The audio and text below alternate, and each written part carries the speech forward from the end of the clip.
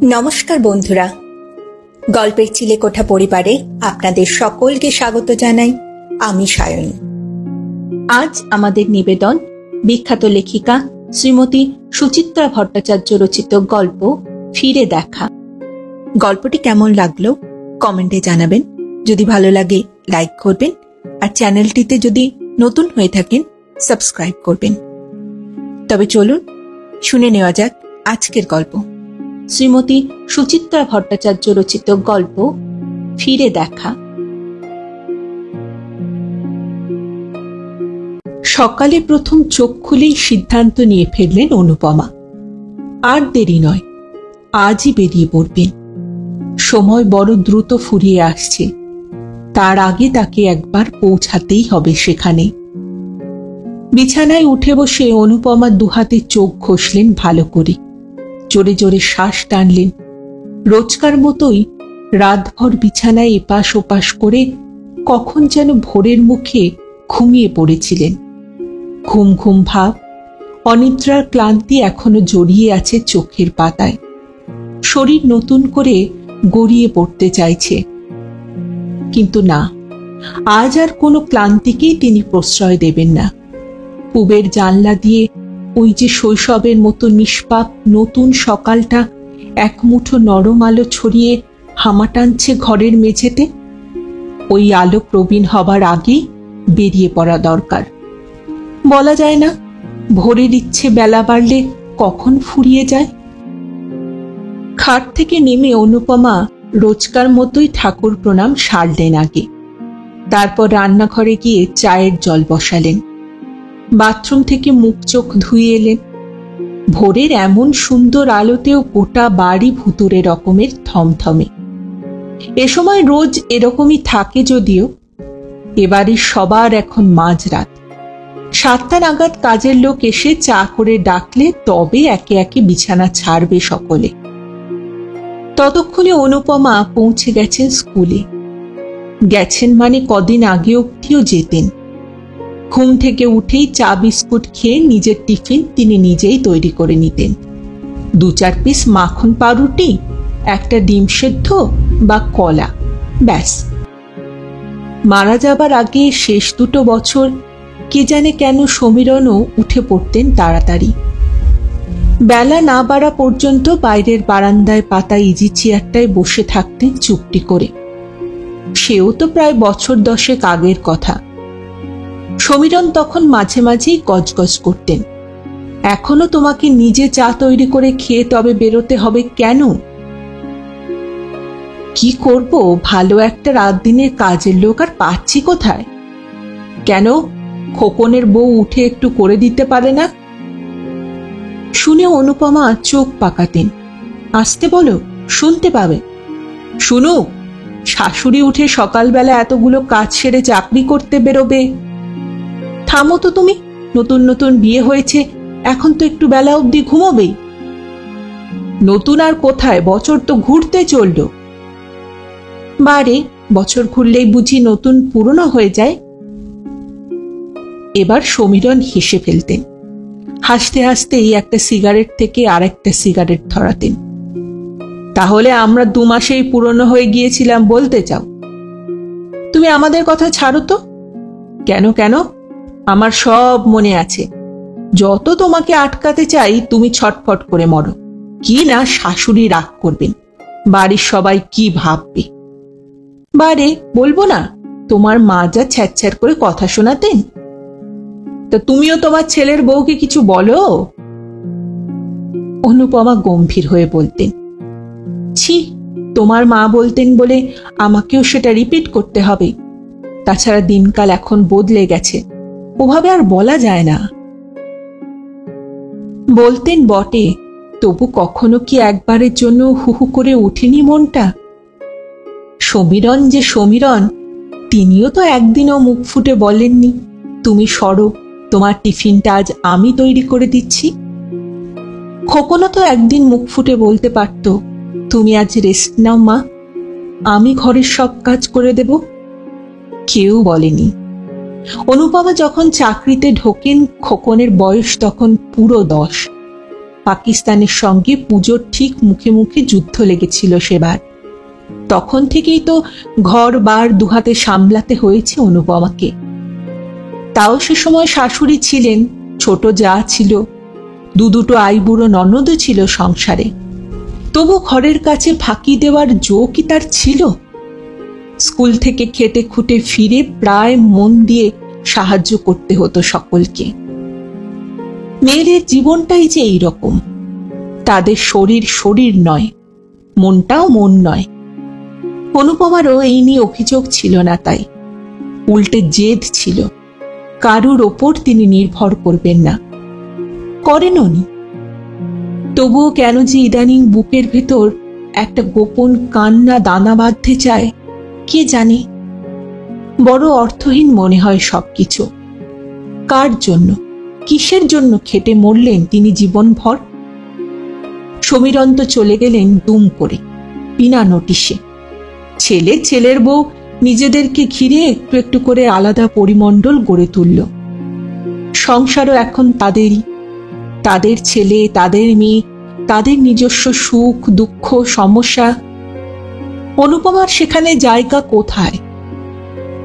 জায়গা কি আদেও কোথাও ছিল? সংসারে, বাইরে থাকে কি? বৃথাই মানুষ ভাবতে ভালোবাসে তাকে ঘিরেই পৃথিবী চলছে, তার জন্যই সূর্য উঠছে, চাঁদ ডুবছে, তার জন্যই বেঁচে আছে প্রিয় পরিজন। ভুল ভুল, এ এক ভয়ানক নিষ্ঠুর ভ্রান্তি। প্রকাণ্ড ডাইনিং টেবিলের এক কোনায় বসে অনুপমা চা শেষ করলেন। শুধু চাই, আর কিছু খেতে ভালো লাগছে না। যদি প্রয়োজন হয় সেখানেই পৌঁছে কিছু খেয়ে নেবেন, পথ তো বেশি নয়।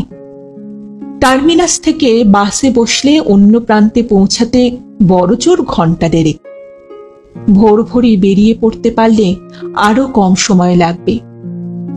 ইচ্ছে করলে খাওয়ার আগেই ফিরে আসতে পারবেন হয়তো। বেরোনোর আগে শুধু স্নানটা সেরে নেওয়া দরকার। ঘরে ফিরে তাড়াতাড়ি শাড়ি ব্লাউজ গুছিয়ে নিতে গিয়েও অনুপমা থমকে দাঁড়িয়েছেন।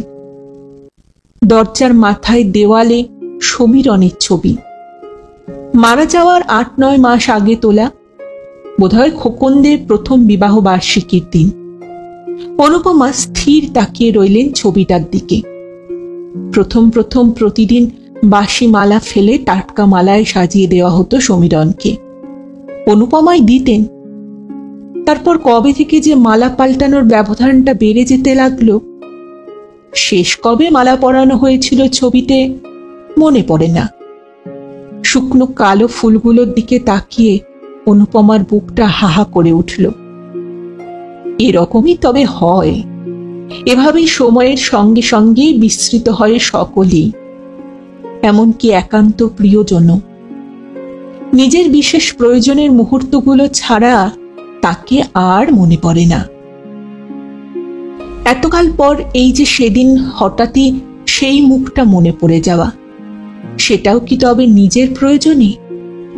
ওই ছবির মানুষটা যার সঙ্গে দীর্ঘ ৩০ বছর ঘর করেছেন তিনি, সুখ দুঃখ হাসি কান্না ভাগ করে নিয়েছেন নিজেদের মতো করে, যাকে ছাড়া আর কাউকেও ভাবতে চাননি কখনো।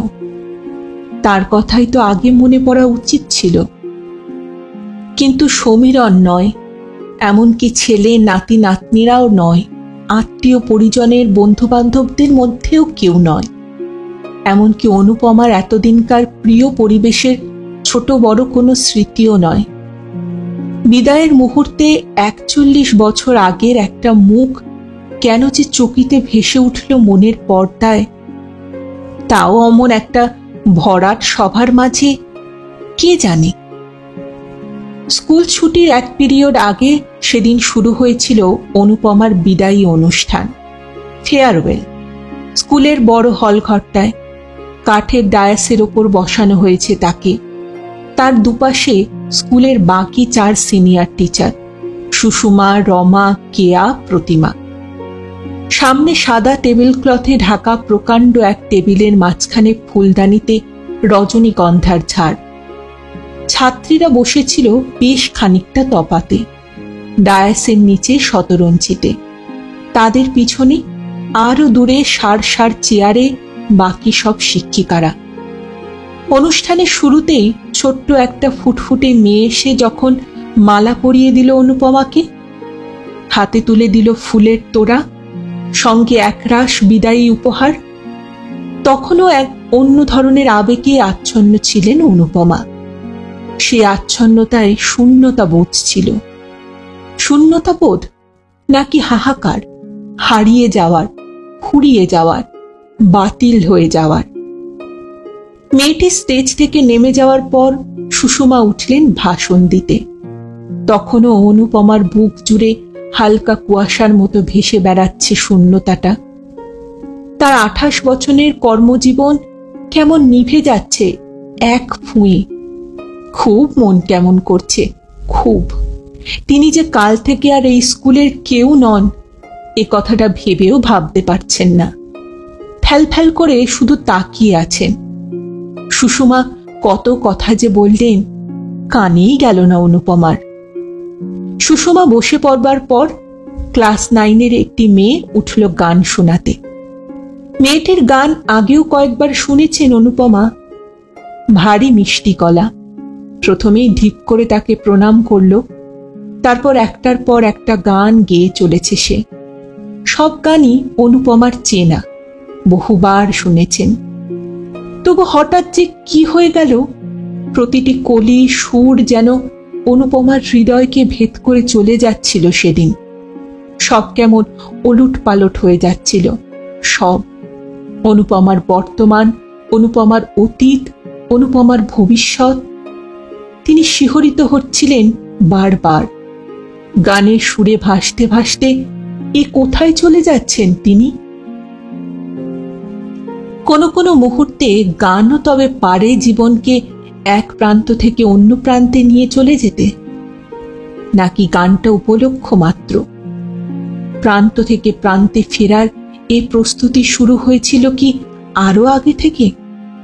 কিন্তু কবে থেকে যে শুরু হয়েছিল? সমীরণের মৃত্যুর পর থেকে কি, না তারও আগে, নাকি সারাটা জীবন ধরেই? অনুপমা চোখ বুজে ফেলেছিলেন। গাইতে গাইতে মেয়েটি অন্তরা থেকে সঞ্চারিতে যাচ্ছে, সঞ্চারী থেকে অন্তরায়। অনুপমাও ফিরতে থাকলেন সঞ্চারী থেকে অন্তরায়, শেষ থেকে শুরুতে। যত নিজেকে সামলানোর চেষ্টা করছেন, বন্ধ চোখের পাতায় ফুটে উঠছে সে। বহু দূর থেকে যেন ডাকছে, চিনতে পারছো অনু? অনুপমা মনে মনে উত্তর দিলেন, পারছি। তুমি কি আছো এখনো? কোথায় আছো? সে বলছে, তোমার মনেই আছি, নিবিড় নিশীথ পূর্ণিমা নিশীথিনী সম। গান শেষ হয়ে গেল। মেয়েটি আবার কাছে এলো অনুপমাকে প্রণাম করতে। প্রাণপণ চেষ্টা করেও মেয়েটির নাম কিছুতেই মনে করতে পারলেন না তিনি। কি যেন অনন্যা না অপরূপা?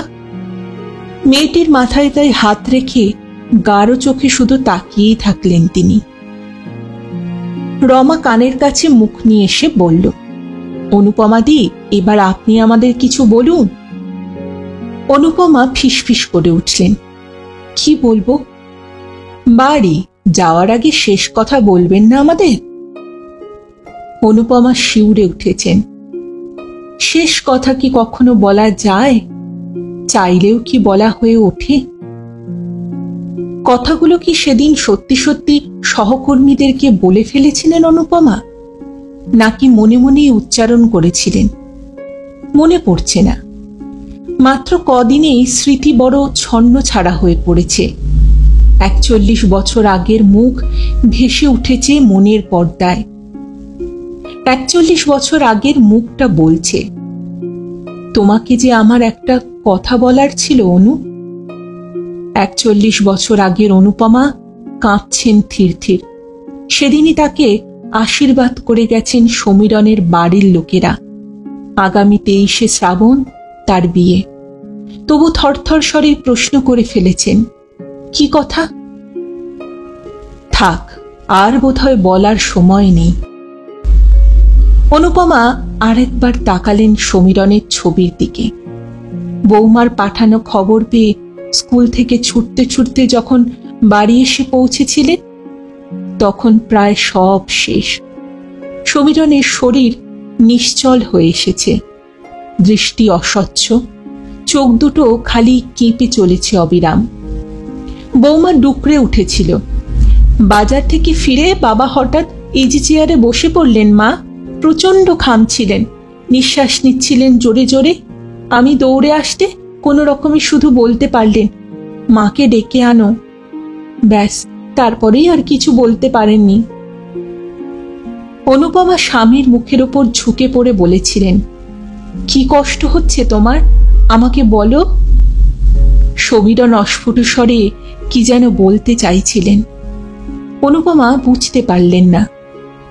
নার্সিংহোমে নিয়ে যাওয়ার পর আরও একটা দিন বেঁচে ছিলেন সমীরণ। সারাক্ষণ তার ঠোঁট দুটো কাঁপত। শেষ কথাটা কিছুই আর বলতে পারেননি। অনুপমা কপাল টিপে ধরলেন। সমীরণের ওই শেষ কথা বলতে না পারা, 60 বছর বয়সে পৌঁছে অনুপমার এই ফুরিয়ে যাওয়ার ভয়, জীবন থেকে বাতিল হওয়ার মুহূর্তে ওভাবে 41 বছর আগের একটা মুখ মনে পড়ে যাওয়া, যাকে এতদিন ধরে তেমন ভাবে মনে পড়েইনি কখনো। এসব কিছুর মধ্যে কোথাও কি একটা যোগসূত্র রয়ে গেছে? কোনো শেষ কথা শোনার তাড়না?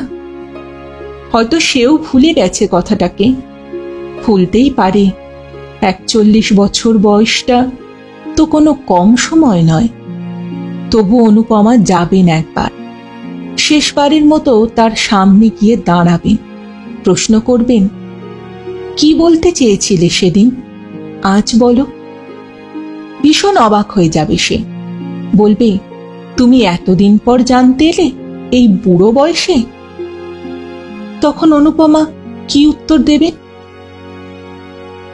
বাথরুমে স্নান করতে ঢুকে অনুপমা ঠিকঠাক গুছিয়ে নিতে চাইছিলেন নিজেকে। দেখা হবে তো শেষ পর্যন্ত। দাদা মারা যাওয়ার পর ভাইপোরা যখন বাড়ি বিক্রি করে চলে এলো, তখনও তো সে ওখানেই ছিল।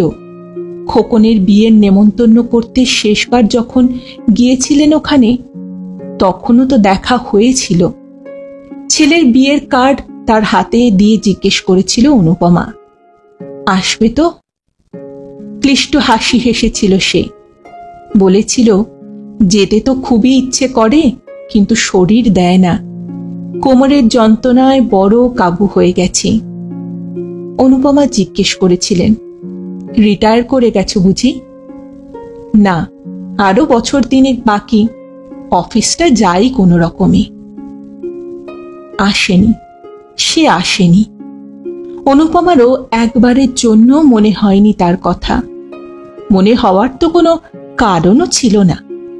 স্বামী, সংসার নিয়ে যার ভরাট সংসার, তার তো পুরনো কোনো মুখ, যা শুধু তার কাছে একটা মুখই ছিল মাত্র, তা মনে পড়বার কথা নয়। সমীরণ মারা যাবার পরও মনে পড়েনি কোনোদিন। তবু যে সেদিন কি করে। স্নান টান সেরে অনুপমা যখন তৈরি হয়েছেন বেরোনোর জন্য, শেষ বসন্তের সকাল তখন বেশ ঘন হয়ে গেছে। নাতি নাতনি দুজন তৈরি হচ্ছে স্কুলে বেরোবার জন্যে। বৌমা ব্যস্ত তার নিজের সংসার নিয়ে। খোকন খবরের কাগজ পড়ছে তার বাবার ইজি চেয়ারে বসে। ইদানিং খোকনের হাবভাব কেমন যেন সমীরণের মতো হয়ে যাচ্ছে, চেয়ারে ওই বসে থাকার ভঙ্গিটাও। সমীরণের গলাতেই খোকন অনুপমাকে প্রশ্ন করল, ফিরছ কখন? অনুপমা সিঁড়ির ধাপিতে একটু দাঁড়ালেন, বললেন, দেখি।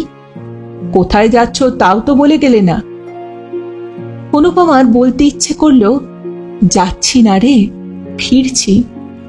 কিন্তু তিনি কিছুই বললেন না। সমীরণের থেকেও বেশি নিজেকে নিয়ে ব্যস্ত খোকনের দিকে তাকিয়ে আলগা হাসলেন মাত্র। শেষ এসেছিলেন 11 বছর আগে। বাপের বাড়ির পাট এখান থেকে উঠে যাবার পর আর এদিকে আসা হয়নি। বাস থেকে নেমে তাই বেশ থতমত খেয়ে গিয়েছিলেন অনুপমা। মাত্র 11 বছরের অদর্শনেই কতটা বদলে গেছে এই জায়গাটা। বাস স্ট্যান্ডে আগে একটা বিরাট মিষ্টির দোকান ছিল, পাশে সেই কবে থেকে দেখা সেলুন, সাইকেল সারানোর ঘর, কিচ্ছু নেই, কিচ্ছু না। তার জায়গায় উদ্ধত ভঙ্গিতে দাঁড়িয়ে রয়েছে রাক্ষসে বহুতল অট্টালিকা। সরু গলিটাও কত চওড়া হয়ে গেছে। সাইকেল রিকশায় বসে সবকিছুই যেন কেমন অচেনা লাগছিল অনুপমার। ফুটবল খেলার মাঠটা কোথায় গেল? আর ঘোষেদের পুকুর? এত সব ফ্ল্যাট বাড়ি বা উঠল কবে? এতটা পথ চলে এলেন তিনি, কই একটাও চেনা মানুষ তো নজরে পড়ল না। অনুপমা ক্রমে শঙ্কিত হয়ে পড়েছিলেন। চৈত্রের দামাল বাতাসে রিকশার গতি শ্লথ হয়ে যাচ্ছে। রোদ ঝমঝম রাস্তায় ধাতব চাকা ক্যাঁচ ক্যাঁচ শব্দ তুলে প্রশ্ন করছে, কোথায় যাচ্ছ? যাচ্ছ কোথায়?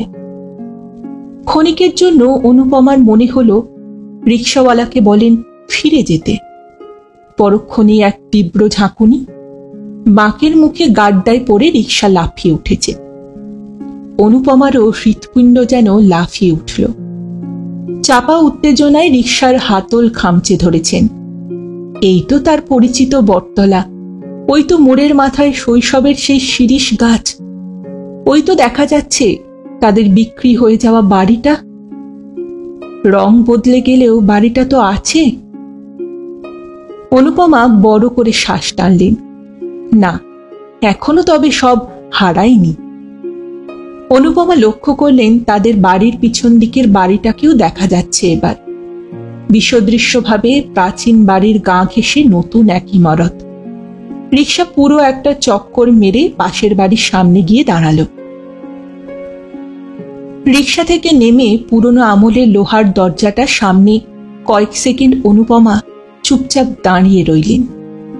দরজার পাশে কাঠের লেটার বক্সে পরপর নামের সারি, তার সব ভাইপোদের নাম, কিন্তু তার নাম কোথায় গেল?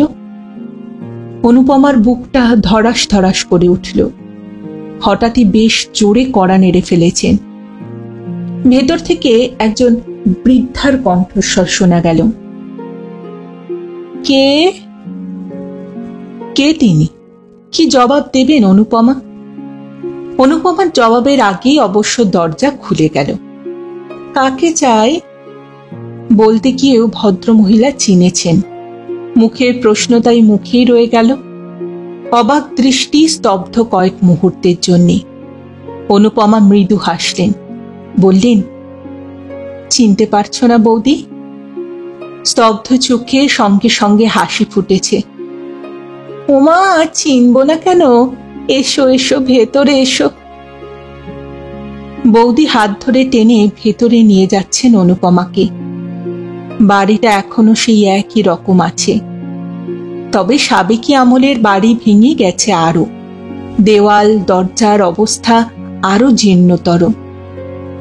এদিকে তো আর আসোই না তোমরা, হঠাৎ যে? অনুপমা উত্তর দিলেন না। উৎসুক চোখ এদিক ওদিক চলে যাচ্ছে বারংবার।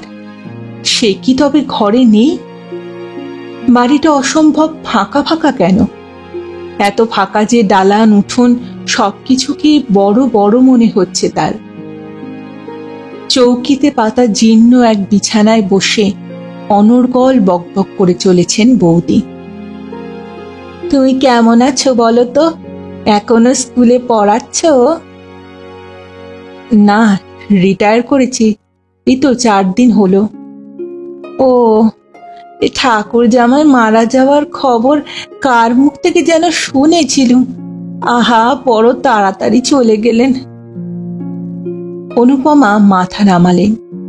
ভার জমছে বুকে। ছেলে বউ সব ভালো আছে তো?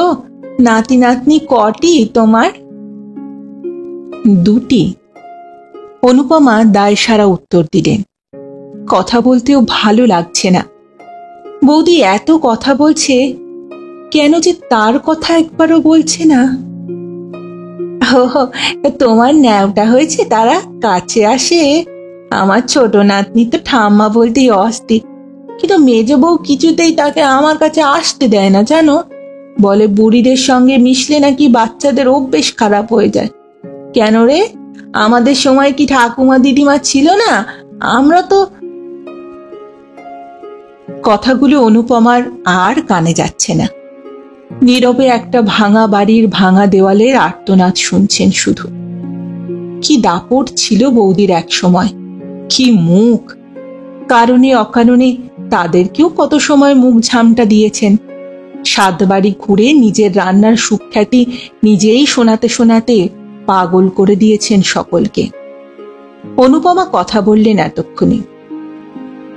তা রান্না বান্না কি এখনো তোমারই ঘাড়ে? পলকের জন্য উজ্জ্বল হয়ে উঠল বৌদির মুখ, কিন্তু পর মুহূর্তেই মলিন। ছেলেদের কি আর সে কপাল আছে গো যে আমার রান্না খাবে? এখন চাউমিন রোল এইসবেরই তো যুগ। ওসব কি আমরা পারি বলো দেখিনি? তোমার দাদার পেনশনের টাকা কটা আছে? আর ওই নেলা খাপা দেওর, আমরা দুজনে নিচতলায়, যে লোকটা ওদের জন্য বিয়ে পর্যন্ত করলো না, ভাইপো ভাইজি বলে সারা জীবন অস্থির হয়ে থাকলো, তাকেও তারা পৃথকন্ন করে দিল। ভাবো একবার তুমি। কে জানে কেন বুকের ভিতর একটা সূচ বিচ্ছে অনুপমার। ভাইপো ভাইজিদের জন্যেই কি বিয়ে করেনি লোকটা? নাকি অন্য কারণ ছিল? হয়তোবা অনুপমার জন্যেই। সূচ বেঁধার ক্ষত ধীরে ধীরে গোপন অহংকারে ভরে যাচ্ছে। হাসিও পেল তার জন্য সে বিয়ে করেনি, এই চিন্তাটা কি একটু বেশি বাড়াবাড়ি নয়? যেরকম খেলা পাগল ছিল সে, হয়তোবা সেই জন্যেই বিয়ের কথা ভাবেনি কখনো। পাড়ার ফুটবল টিম নিয়ে সকাল নেই, দুপুর নেই, রাত নেই, বেহুঁশ তালহীন আতপাগল। খেলা নিয়ে একবার অফিসেও কি একটা গন্ডগোল হয়েছিল না? যখন তখন কাউকে না বলে অফিস থেকে পালিয়ে আসা, সেও চাকরি তো যায় প্রায়। দাদার মুখে অনুপমা শুনেছিলেন একবার। অনুপমা জিজ্ঞেস করলেন, তোমার দেওর আজকাল আর মাঠে যায় না? ওকে ছাড়া এখন পাড়ার ফুটবল ক্লাব চলে বৌদি? সবই চলে গো ভাই, সবই চলে। ওই কোমরের ব্যথাটা এত বেড়ে উঠলো যে মাঠের নাম পর্যন্ত ভুলতে বাধ্য হলো মানুষটা। পাড়ার ছেলেদের সঙ্গে সম্পর্ক নেই আর, তারা ক্লাবে ঘেঁষতেও দেয় না। বুড়ো সামনে থাকলে বিড়ি সিগারেট খেতে অসুবিধে হয় বোধহয়। অনুপমা হেসে ফেললেন। তোমাকে বলেছে বুঝি? ছেলেরা কেন বলবে গো, ঠাকুরপোই গজগজ করে। ছুতো না তাই ক্লাবের পাশ দিয়ে হাঁটতে গিয়ে ঝগড়া করে ছেলেগুলোর সঙ্গে। আর বলো না।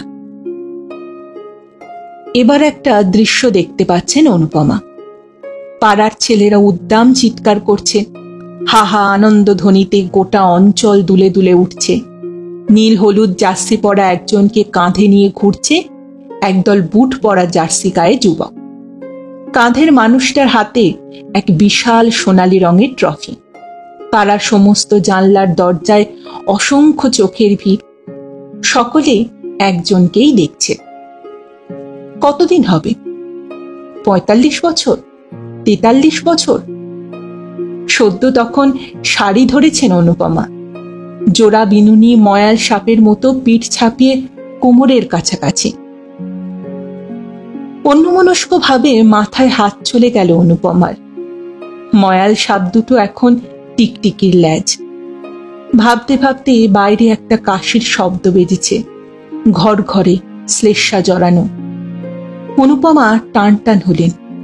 বৌদি বললেন, ওই ঠাকুরপো এলো বোধহয়, বাজার সেরে ব্যাংকে যাবে বলেছিল। লোকটা ঘরে ঢুকতে অনুপমা চমকে উঠে দাঁড়িয়েছেন। 11 বছর আগেও তো এইরকম চেহারা ছিল না। পোশাক আশাকেরও না। গাল দুটো তোবড়ানো বাটির মতো ঢুকে গেছে, মাথায় একটাও চুলের চিহ্ন নেই।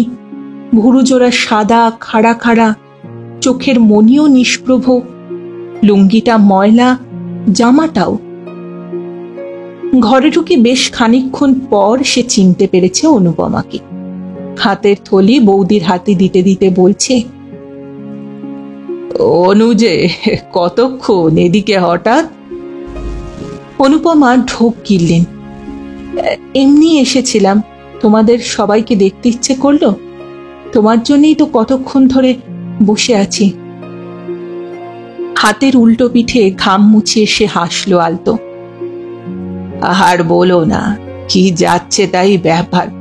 কবে একটা 7% দিয়ে বেড়েছে, এখনো ব্যাংকে নাকি তার খবরও আসেনি। সেই নিয়ে ম্যানেজারের সঙ্গে তো। তোমার তারপর কতদিন, মানে রিটায়ার করেছো তো? জিজ্ঞাসার ভঙ্গি দেখে অনুপমা হেসে ফেললেন ফিক করে। কিশোরীর মতো হাত উল্টে বললেন, রিটায়ার করে গেছি বটে। অনাবিল হাসিতে তোবড়ানো গাল আরো বিভৎস হয়ে উঠল। বলল, এবার বুঝবে ঠেলাটা। তোমাদের তো আবার স্কুল সার্ভিস বুক টুক ঠিক আছে তো? আছে বোধহয়, অত খেয়াল করা হয়নি কখনো।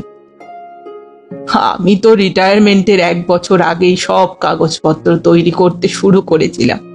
ওই তো বাড়িন, যে তোমাদের পাশের বাড়িতে থাকতো, কত হাসতো জানো আমায় নিয়ে।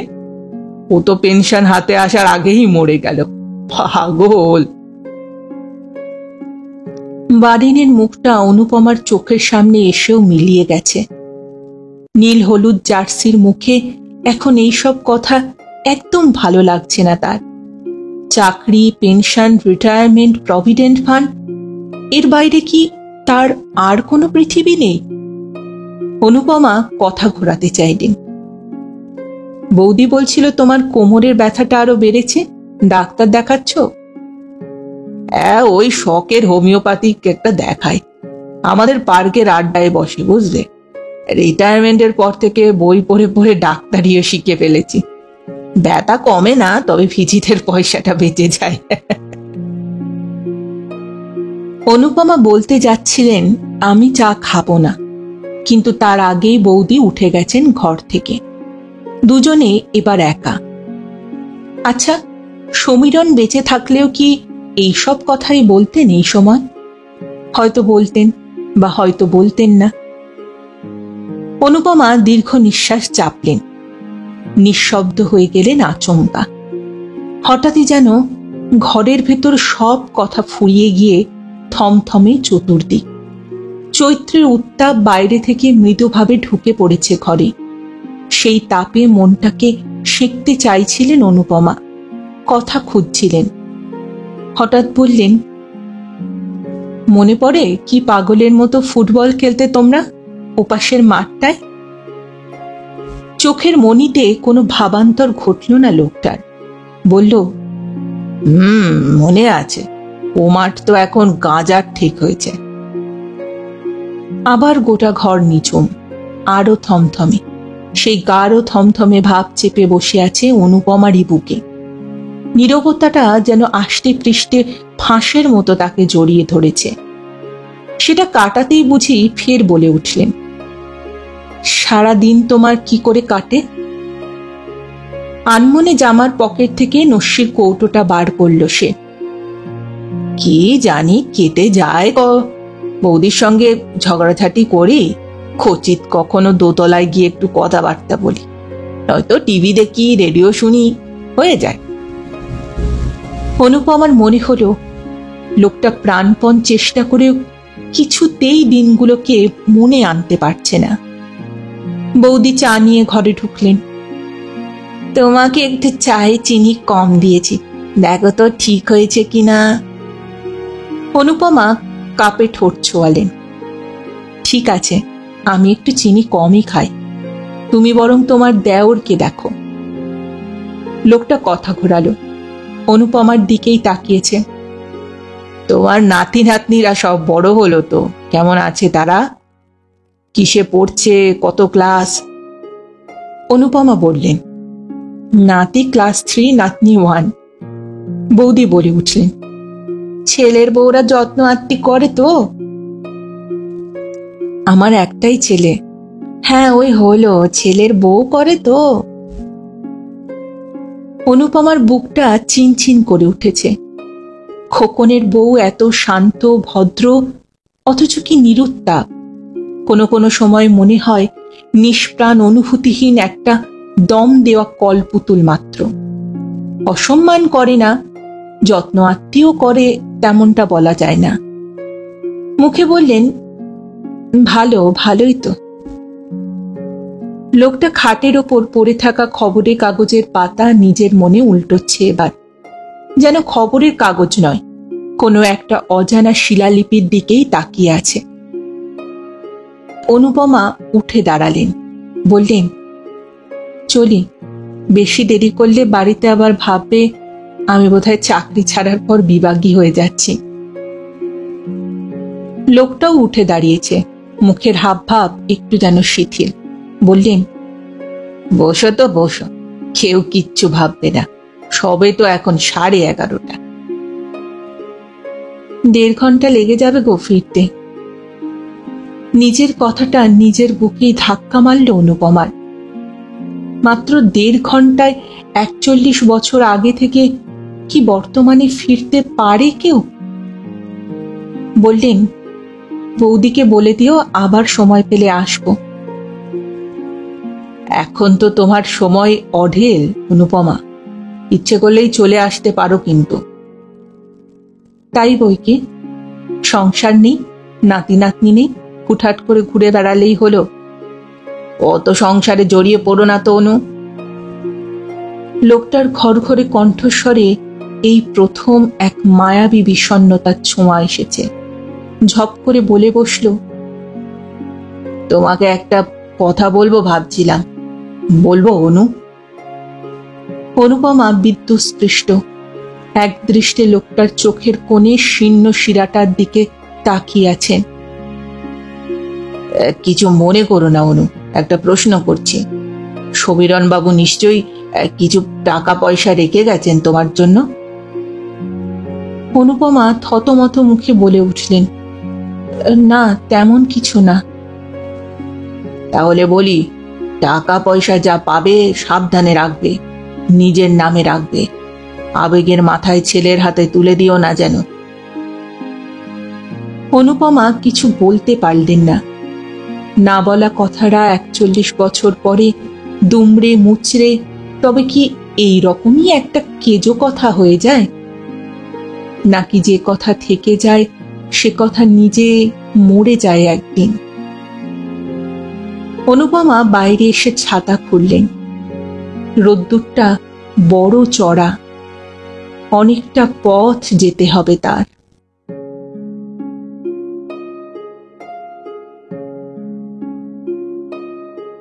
শুনছিলেন আজকের গল্প শ্রীমতী সুচিত্রা ভট্টাচার্য রচিত ফিরে দেখা।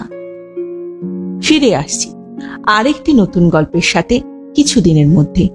ততদিন ভালো থাকবেন, সুস্থ থাকবেন এবং গল্পে থাকবেন। আর আমার গল্পের পাঠ ও উপস্থাপনা যদি ভালো লাগে তাহলে লাইক আর কমেন্ট করতে ভুলবেন না। আর অবশ্যই চ্যানেলটিতে যদি নতুন হয়ে থাকেন সাবস্ক্রাইব করবেন, এতে আমার উৎসাহ এবং কনফিডেন্স আরো বাড়বে। আজ এখানেই বিদায় নেব, আবার দেখা হচ্ছে। নমস্কার।